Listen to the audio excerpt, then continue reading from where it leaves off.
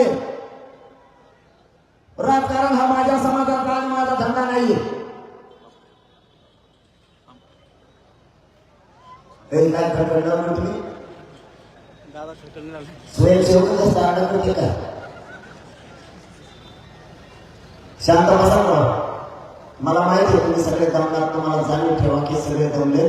आपल्या आई बहिणी सुद्धा 6 घंटे झाले सलग रस्त्यावर उतरत प्रवाहात जात आहेत.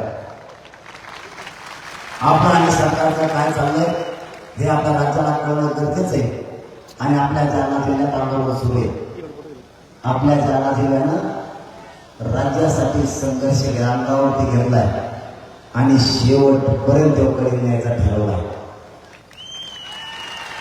आपल्या समाजावर होणारा अन्याय जशी आंतरवाली ताकदीनं समाजाच्या आंदोलनात उतरली तसं जालन्याला लावून धरलं आणि महाराष्ट्रातल्या मराठ्यांनी सुद्धा ताकदीनं हा संघर्ष हा लढा आपल्या हातात घेतलाय. म्हणून राज्यातले करोडोच्या संख्येनं मराठी एक जीवाने एकत्र आले.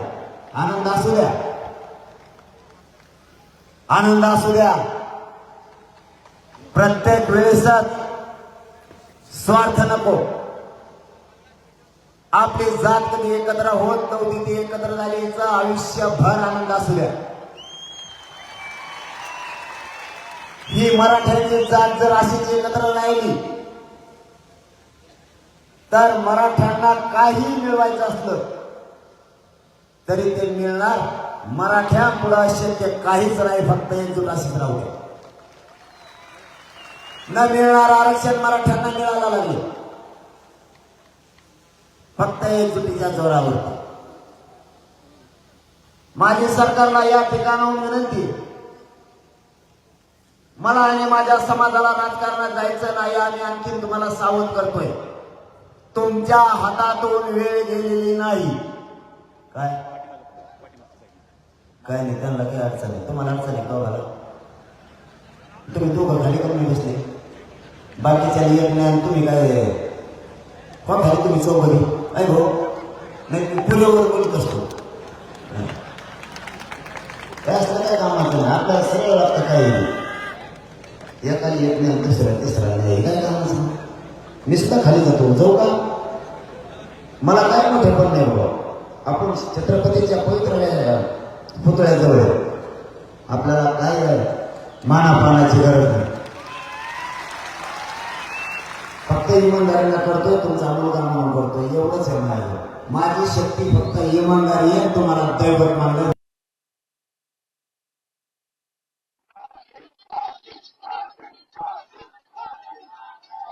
आणि मग माहिती तुम्हाला साथ देणार.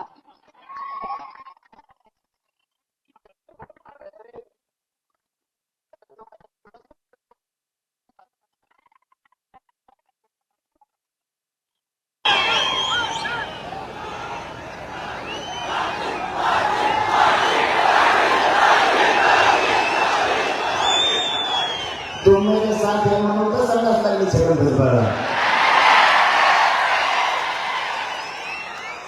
हा काढला आधीच त्याच्यात कुणाला लागत म्हणते त्याला आधीच लागली. मराठी दिसले की त्याला तसंच होते. एक झाली मात्र काय नाही. मी तुम्हाला दैवत आणि मायबाप मानले आणि माझी निष्ठा मी करत नाही. माझी निष्ठा फक्त तुमच्याशी. हेच काही जणाला प्रमाण नावच नाही आले. कारण मध्ये सांगितले नावच नाही आले. सांगितले मला नाव येणार होते. काही आपल्यातले तृप्त आत्मे काही जण सरकारला मिळाले आणि काही अभ्यासात. काही म्हणला ज्यांना पचनीच पडत नाही त्यांचे दुकानं बंद झाले. काल 12 वाजता नाव येणार होती त्यांची. कोण कोण मिळाले काही नाही. पत्रकार परिषद घेते नाही का, भाषण करते, दुसरं काय करते. काय केलंय काय नाही मोग सरकार पण बोलायचं. सरकारला बापच कोण म्हणतात तुम्हाला कळणार. पक्षाला सरकारला तुमच्या जातीला बाप म्हणा ना. काय मिळालं ते जातीला मिळत. बरं तुम्ही काही केलं पत्रकार परिषद घेतल्या काही केलं आता नाही नाव कळायला आम्हाला. पण तो भाषण केल्यावर किंवा पत्रकार परिषद घेतल्यावर मग वाटलं ना तर कोण येते. आता लय बऱ्या सोडला आम्ही या दुकानदाराला. आता मात्र जर का समाजाच्या आड आला सरकारचा ऐकून तर तुला मराठा समाजाला सामोरं जायचं हे लक्षात ठेवावे. बस झाला दिवस आम्ही पण ऐकलं इथं काय येत्या सरकार काही ना काहीतरी प्रत्येक वेळेस कारवाई शोधून करते. बोलतो मी कुणाच तिकडून आले महाराज काय सांगितलं कसं कसं करतो एकदाचे दोन तर बोलू ना थोडं सुट्टी पण जातो म्हणजे खेळ पाहून तुम्हाला काय सांगा.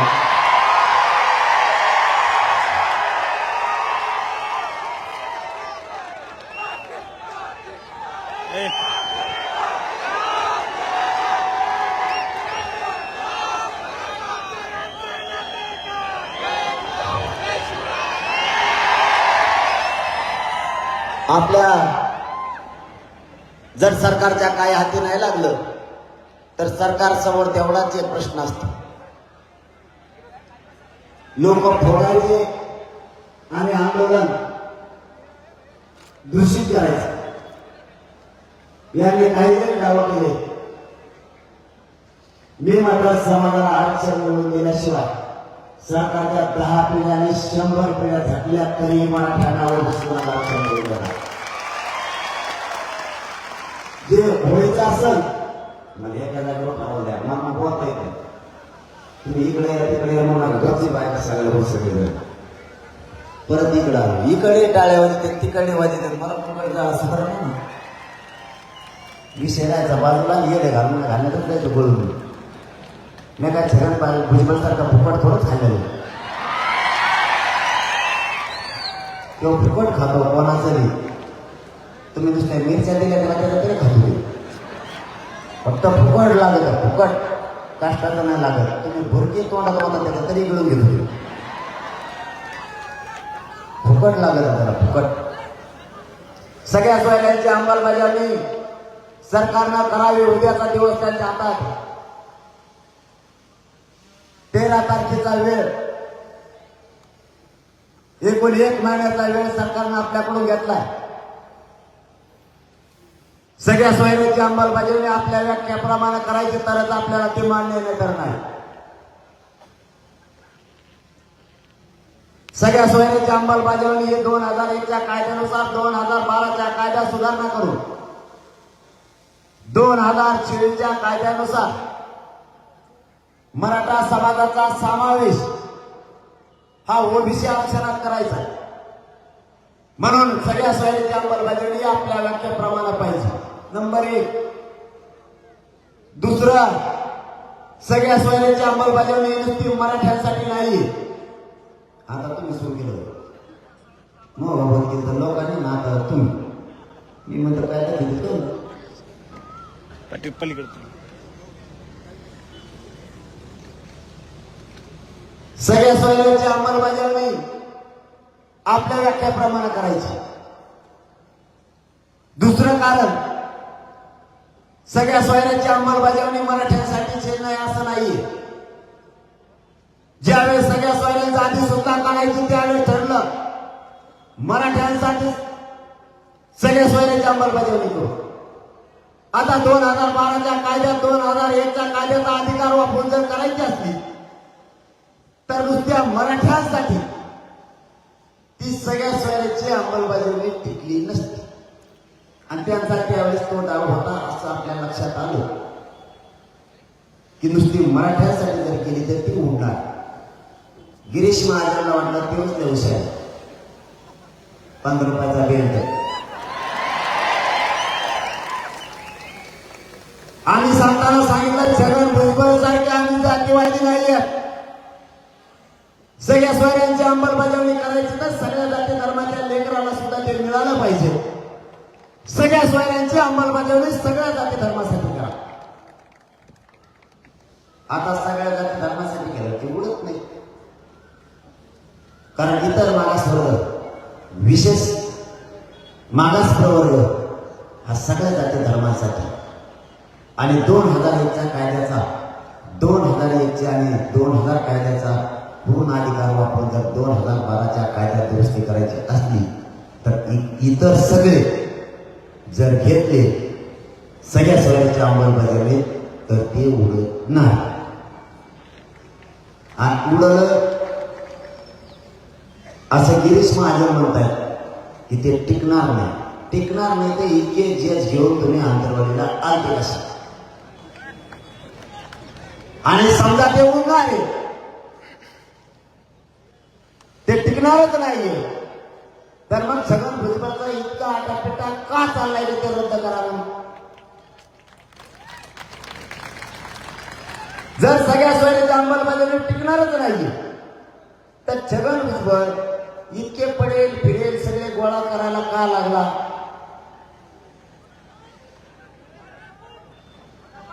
आणि इतके जण जमा करून सगळ्या सोयीची अंमलबजावणी झालीच नाही पाहिजे यासाठी सगळ्यांनी ताकद लावली. याचा अर्थ ते टिकते बरं ते नाही टिकले तर या जालना जिल्ह्यातल्या सगळ्या मराठा समाजाला खरं ते सांगून देतो मला सुद्धा मान्य आहे. मराठ्याला काही घ्या टिकूनच घेत नाही. 16% आरक्षण राणे समितीला दिलं उडीला नाही. 13% आरक्षण दिलं उडीला नाही. आता 10% दिले. मला एक आणखी एक गोष्ट कळाली नाही तुम्हाला कळायला असली तर सांगा. राणे समितीला आरक्षण दिलं त्यावेळेस 16% दिलं. आता जे 13% आरक्षण दिलं 12-13% आणि आता 10%. लोकसंख्या वाढत असते का कमी होत असते. आपली कमी कसं काय झाली. आधी 13% त्याच्या आधी 16 नंतर 13 आणि आता 10. म्हणजे आमच्या माणसं काय अमेरिकेला राहायला गेले आणि तुमचे कसं काय वाढायला लागले सगळं बरोबर. तुला तर उठता येत नाही.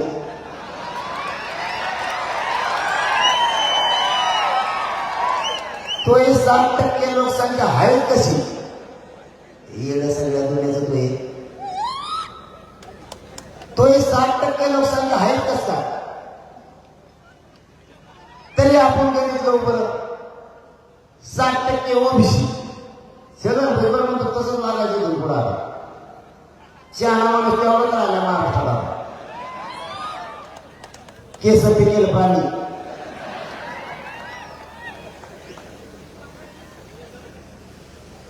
भंगार विचारानं पार पाडल्याला.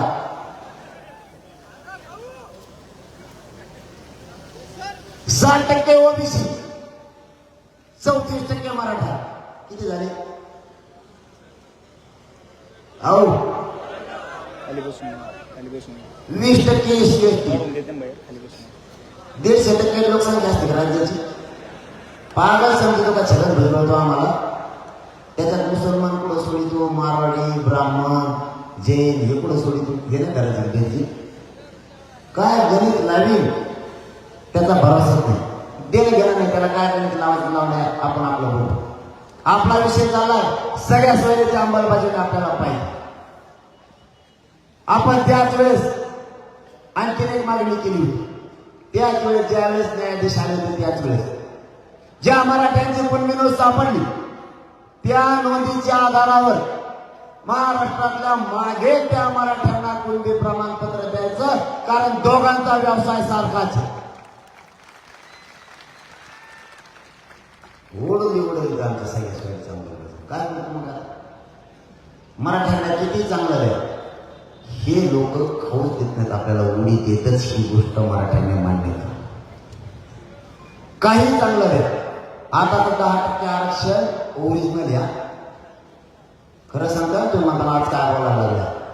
मागासवर्ग आयोगानं मराठा समाजाला सामाजिक आणि शैक्षणिक दृष्ट्या 10% मागास सिद्ध केले.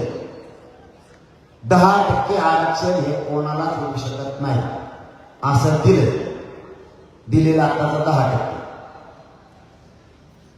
पण मागास जर जात एखादी गेली तर ते 50%च्या आत 27% आरक्षणाच्या आत घ्यावं लागतं. यांनी 50%च्या वर दिल्यामुळे ते टिकत नाही, म्हणून आपला त्याला विरोध. पण आरक्षण मराठ्यांना मागास सिद्ध करून दिलं, ते 27% ओबीसी आरक्षणाच्या आत घ्यायला पाहिजे, पण त्यांनी ते घेतलं नाही म्हणून आपल्याला ते मान्य नाही. पण एक प्रकारे ग्राह्य धरून ते टिकणार आहे. तरी अंमलबजावणी करायच्या अगोदर कोर्टात गेले का नाही? हे आरक्षण रद्द करावं म्हणून त्या 10% आरक्षणाची अंमलबजावणी होण्याच्या आत कोर्टात याचिका सुद्धा दाखल केली, हे आरक्षण उडवण्यात यावं म्हणून, रद्द करण्यात यावं. म्हणजे चांगलं दिलं तरीही हे मराठ्यांना खाऊच देत नाही. पण किमान तुमच्या सगळ्याच्या बळावर, माझ्या शक्तीप्रमाणे, माझ्या ज्ञानाप्रमाणे मला जितकं निष्ठेनं लढता येईल तितकं मी समाजासाठी प्रामाणिकपणाला लढतोय. मॅनेज होत नाही आणि इकडे सुद्धा कोणाला काय करू मग? जर मराठा शब्दाला फटका केला तर पुन्हा पुन्हा लढायची तयारी, आणि ती सुद्धा आपल्या जातीचे लेकर मोठं करण्यासाठी आपल्याला ठेवावं लागणार.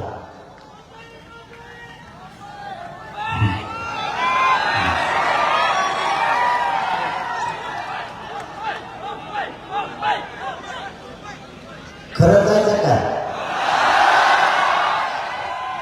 सगळे सगळे येणार का तुम्ही? आहे तेवढे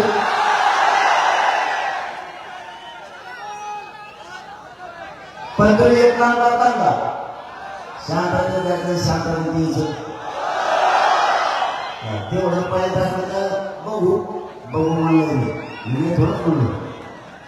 तिथे गेला तुम्ही हे करता. हो ना, आम्हा यायला पडते ना, मास होतो मांडायचं नाही, काय केलं माहिती गेलं कोणालाच चालतं त्यासाठी मुख्यमंत्री आलं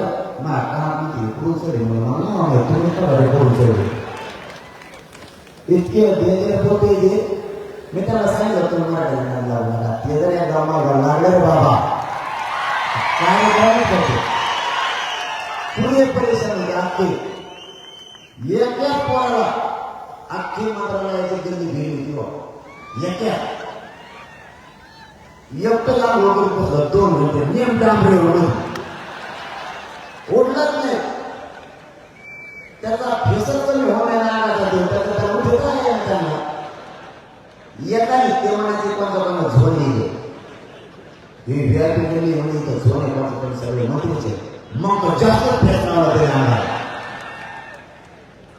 त्याच्यानंतर त्याचे भाषणाला टाकलं, त्याला 3 घंटा भाषण होतं किंवा काय पडलं काय घालते आणि पूर्ण पंढरपूरला गेले तिथं काय झालं ते एकट्याच्या प्रताप बघून हे म्हणजे काय असेल ते वाचतच निघावं.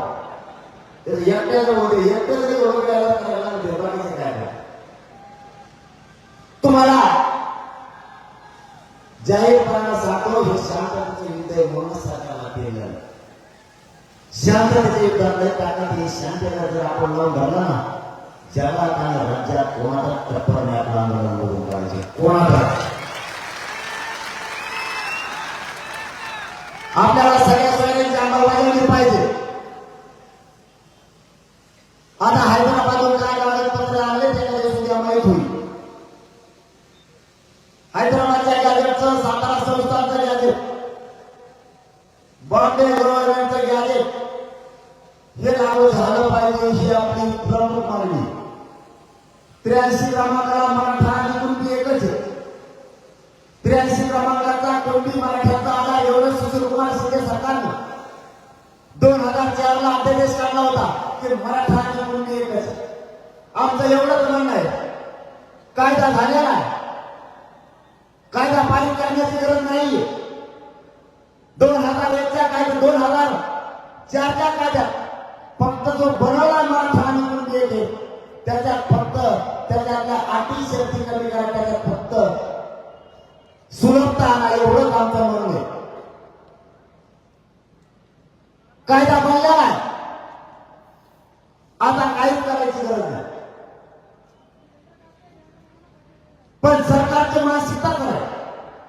कोणताही येऊ द्या, ते महाविकास आघाडीचे येऊ द्या तरी महायुतीचे येऊ द्या, मराठ्यांचे लेकर मोठे भारत एकालाही वाटत नाही.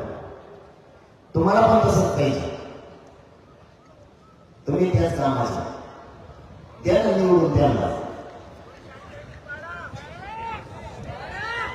आता काही मराठ्यांचे डोळे उघडा. महायुतीचे आणि महाविकास आघाडीचे दोन्ही नेते मराठ्यांना ओबीसीतून आरक्षण मिळावं म्हणून बोलत नाही, दोन्ही पण. मग तुम्ही यांना मतदान केलं कशाला? त्यांचे पोरं मोठे वर्णन पुढाकार प्रचार करतो त्यांचा, मतदानही करतो.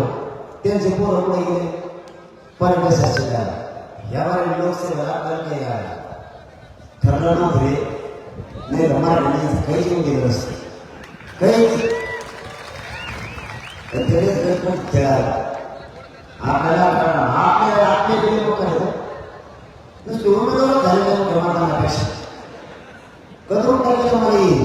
कोणी येत मला मला तिकीट दी मला इतके बरा होतच काही म्हणून घोषव.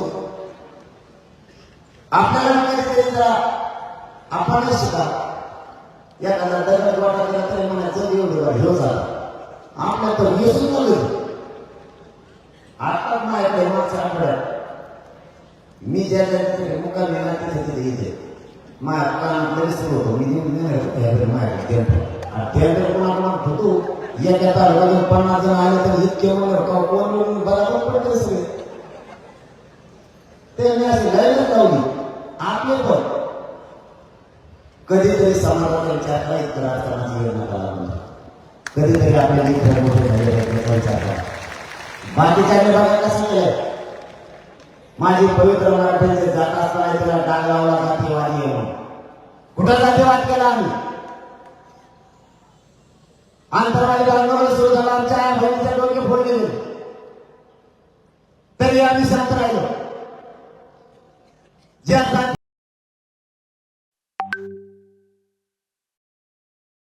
ज्याने आई बहिणीच्या पोटात आणि छातीत गोळ्या घातल्या त्या अधिकाऱ्याला या सरकारनं बढत्या दिल्या. त्याला जातीवाद नाही म्हणत का? अधिकाऱ्याला कशाला जात पाहिजे? त्याच्याकडे तर समान न्याय पाहिजे. मराठ्यांचे आंदोलन म्हणून त्या जातीवादी विचारानं बरबाटलेल्या अधिकाऱ्यांनी बारीक बारीक लेकराच्या डोक्यात सुद्धा गोळ्या घातल्या. आई बाप ज्यावेळेस रक्ताच्या थाळ्यात पडले होते त्यावेळेस 2-4 वर्षाचे लेकर टाळे फोडत होते. रक्ताच्या थाळ्यात पडलेल्या माझ्या मायबाप मराठ्यांना उचलायला सुद्धा कोणी नव्हतं. कोणी केला जातीवाद? सरकारनं त्या अधिकाऱ्यांना पाठवण्या केल्या. सरकार एक गोष्ट लक्षात ठेवा, दिवस बदलत असते. मराठ्यांचे दिवस येतील त्या अधिकाऱ्यांचा सुद्धा हिशोब होणार. बढत्या देत आहे काय? सरकारने तरी मराठ्यांशी न्याय करायला पाहिजे होता. ज्याने अत्याचार अन्याय केला त्यांना बरतर्फ करायला पाहिजे होतं. म्हणजे मार आम्ही खाल्ला. 360 सारख्या केसेस आमच्यावर होते. 120 ब सारखे गुन्हे आमच्यावर होते. कोणता कट बदलाय आम्ही? 353 सारखे गुन्हे आमच्यावर होते. तिथं कोणतं शासकीय कार्यालय होतं? 120 ब सारखा गुन्हा आमच्यावर टाकायला कोणता सामूहिक कट आम्ही रचला आणि आमच्याच मंदिरात आमच्याच आंदोलनाच्या ठिकाणी सामूहिक कट सरकारने पोलिसांना रचायला लावा. ते आमच्याकडे आले तर आम्ही त्यांच्याकडे गेलो नाही. 360 सारखे गुन्हे डोके आमचे फुटले. 30 पेक्षा जास्त टाके एका आई बहिणीच्या डोक्यात पडले. तरी 360 सारखे गुन्हे आमच्यावर. ठीक आहे, बघू वेळ बदलत असते. तुम्ही तुमच्या जातीसाठी कट्टर काम महाराजांना सुद्धा मराठ्यांसाठी कट्टर हिशोब पुरा करणार म्हणजे सोडणार नाही. ज्या थराला जायची वेळ त्या थराला जाईल पण सोडणार.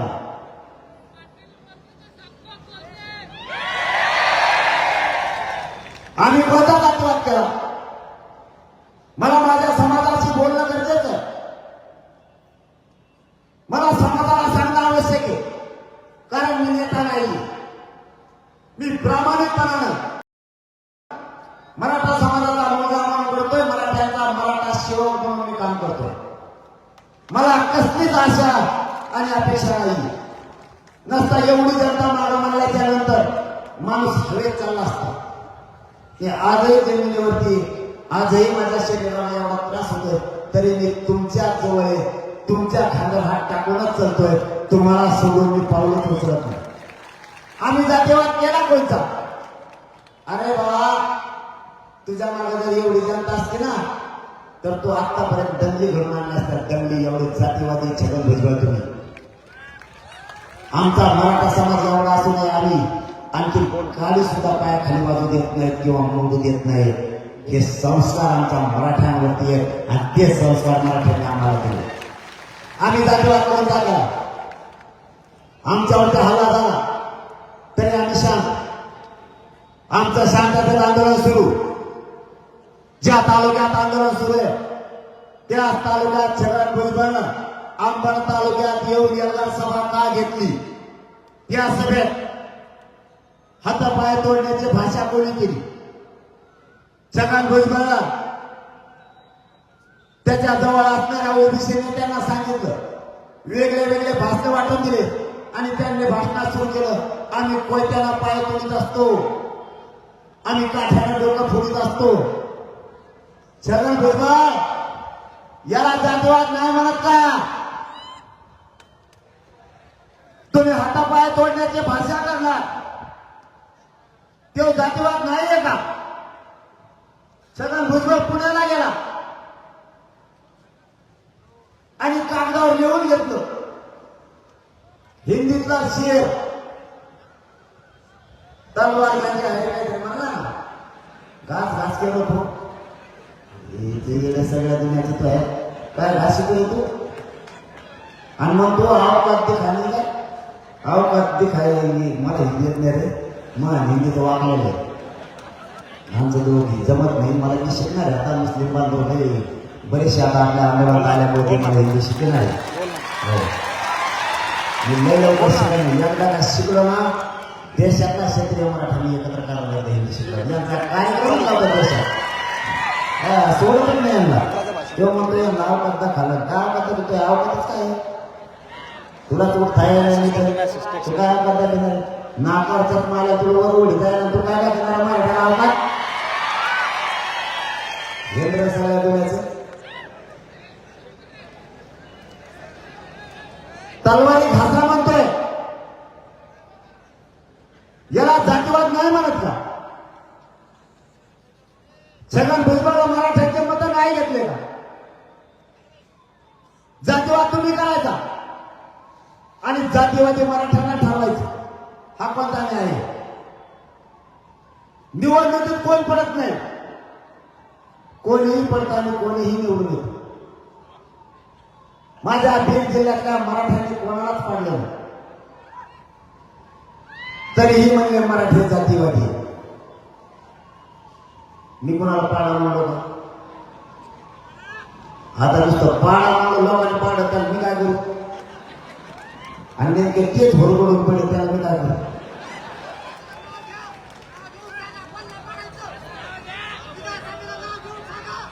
नाही एवढं नावाचं टेन्शन नाही घ्यायचं. ह्या बारीना नाव घेऊनच खेळ, त्याचं कारण की तसं 43,000 मतदानच वाया गेला.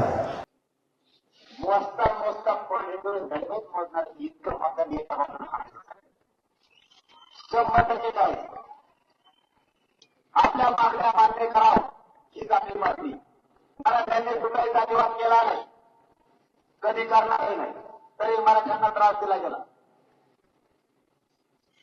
जातीवादी हे मला एक सांगा, माझा भाऊ माझी काय चुकी? मी कुठं जातीवाद केला? यांची जात यांनी एकत्र आणली, त्यावेळेस ते जातीवादी नाही. माझा मराठा एकत्र आणण्याची जातीवाद.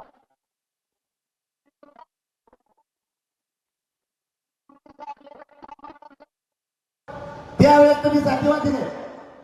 माझ्या मराठ्याने एक गठ्ठा मतदान केलं तर आम्ही जातीवादी.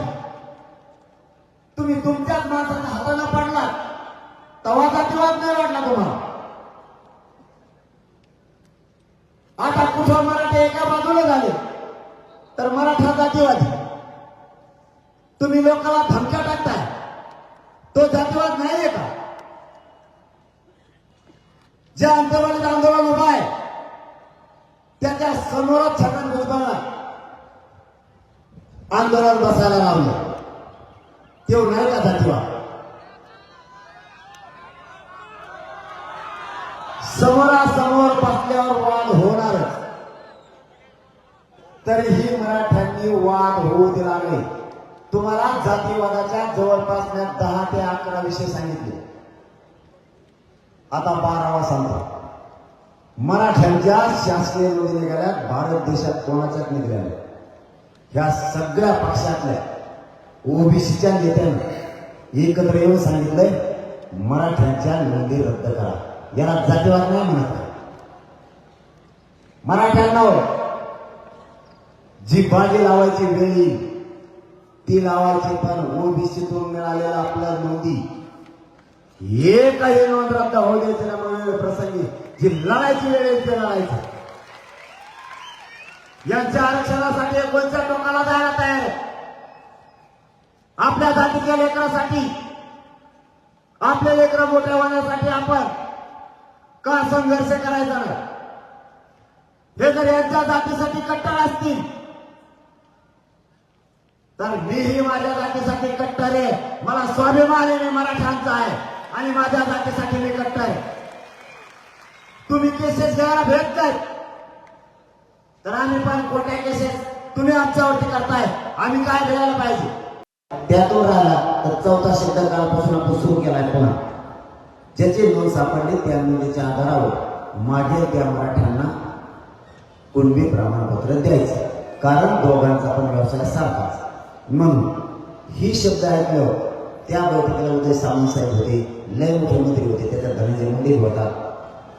धनंजय मुंडे साहेब म्हणले मागे त्या मराठ्यांना म्हणते सरसकट झालं म्हणून सरसकटच घेत असतो आम्ही.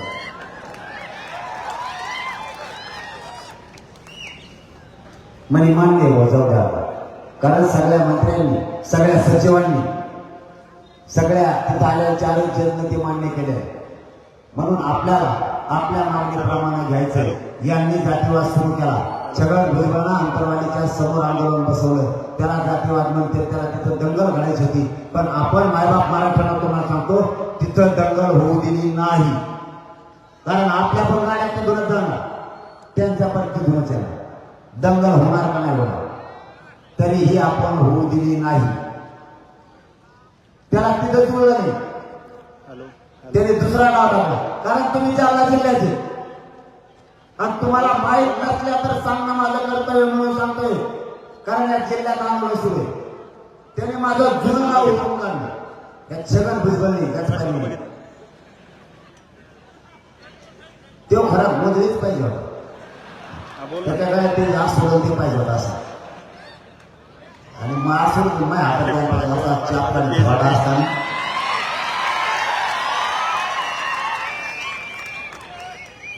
देवेंद्र फडणवीस इतकं भरपाटलेलं विचारायचं सगळं ठेवतेच करू. इतकं ऑफिस आहे सगळं भुजबळ. जिथं जाईल त्या सरकारचा त्या पक्षाचा दिदाच करते.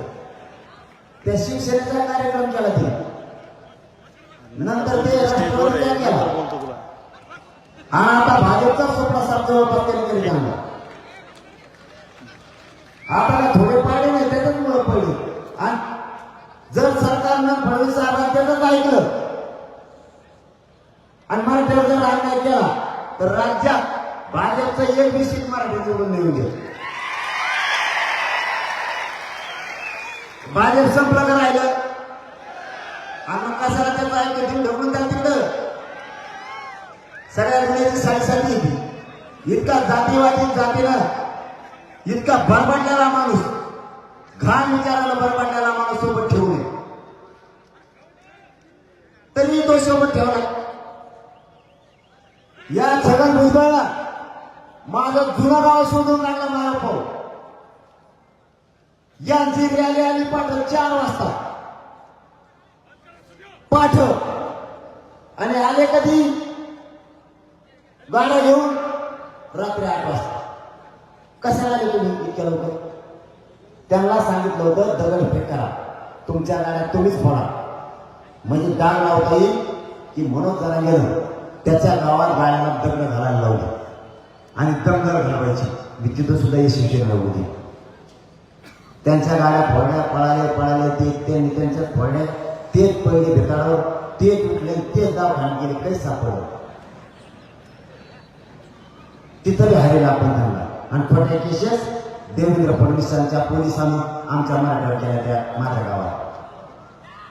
आता यांनी 3रा गाव काय टाकला ती सांगतो. यांना कुठं जुळलं नाही म्हणून या छगन भुजबळ त्यांचे काही ओबीसीचे नेते त्यांना आंतरवालीत रॅली काढायला लावली. तुम्हाला माहित नसेल आंतरवालीत, कारण तिथं आंदोलन सुरू आहे. तिथं जर तुम्ही गेलात वाद होणार ना. तुम्ही असं हातकून वागतच करू. दुसरीकडे पार महाराष्ट्रात जावं लागतं तुम्हाला. आम्ही जातो का तसं तुमच्या आंदोलनाच्या समोर मराठी कधी बसले का? तुमचं आंदोलन समोरून बसलं, मराठी आले तुम्ही बसले, असं कधी झालंय का? मराठी जाणून बुजून करत नाही, फुकट कोणाचं भाडं विकत घेत नाही. त्या आंतरवालीच रॅली काढली, कोणीतरी रागाला काय म्हणून, आणि मग त्या घाण घोषणा सुरू केल्या. मग त्या घाण घोषणामुळे माणसाला राग येतोच. कितीही मेलेला माणूस असू द्या, कितीही ताकदहीन असलेला माणूस असू द्या, राग मात्र येणार. तुम्ही छाताला दोन नाकाला लागल्यानंतर राग येणार.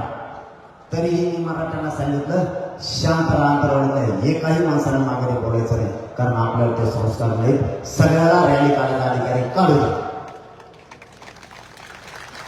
त्यांनी काढली. छगन भुजबळचं म्हणणं ह्या गल्लीतून त्या गल्लीत जाय, त्या गल्लीतून ह्या गल्लीत जाय, मराठी कशाला बाजू खाली घरात हेड म्हणलं तो हिंडतो, हिंडलं गेलं. काय झालं? अरे काय बाबा कुणा हे म्हणणे आमचं. मराठ्यांनी धनगराला कधीच वैरी मानलं नाही, आणि धनगरांचं आणि मराठ्यांचं काहीच वैर नाही. त्या छगन भुजबळचं ऐकून मराठ्यांचे धनगरांचे चांगले संबंध तुम्ही का खराब करता? ओबीसीचं आणि मराठ्यांचं काहीच झालं नाही. तरी राजकारणापायी मराठ्यांचे ओबीसीचे का दुश्मनी लावतात? मराठ्यांचा हक्काचं आरक्षण आहे, मराठ्यांच्या नोंदी सापडल्या. उलट धनगर बांधवांना, सामान्य धनगर बांधवांनी आणि ओबीसीच्या सामान्य लोकांनी छगन भुजबळला सांगायला पाहिजे की मराठ्यांच्या सरकारी नोंदी सापडल्या, त्यांचा हक्काचं आरक्षण आहे, त्यांना त्रास देऊ नका आणि त्यांच्या नोंदी रद्द करा म्हणू नका. त्यांचं आरक्षण त्यांना मिळू द्या. तुम्ही कशाला फुकट भाडं विकत घेताय असं त्यांना त्यांच्याच नेत्याला सांगणं गरजेचं आहे. तरीही तो छगन भुजबळ विरोध करतोय. हरकत नाही, त्यांना काय विरोध करायचा आता करू द्या. तुम्हाला माझी विनंती, आपण आरक्षण ओबीसीतून मिळवणार आहे, सगळ्या सोयीची अंमलबजावणी पण घेणार आहे. कारण आता अंधार पडायची वेळ झाली, तुम्हाला सुद्धा लांब जायचंय. शेवटचं फक्त एवढं सांगतो, काहीही झालं जालना जिल्ह्याला पुन्हा एकदा मराठा यापेक्षा दृष्टीने आपल्याला ही लढाई जिंकायची. काही झालं तरी ही लढाई जिंकायची म्हणजे जिंकायची. माझा शब्द आहे तुम्हाला, माझा जीव जरी गेला तरी तुमच्या लेकराला ओबीसीतून आरक्षण दिल्याशिवाय मी माग हटणार नाही. मी सरकारला मॅनेजर होणार नाही आणि फुटणार सुद्धा नाही. आयुष्यात तुमच्याशी गद्दारी करणार नाही. हे शब्द तुम्हाला देतो आणि थांबतो. धन्यवाद. जय शिवराय. सगळ्या बांधवांना विनंती, सगळ्यांनी मोबाईलच्या बॅटरी सुरू करा. जागेवर मला 1 मिनिट. खूप संख्येनं जालना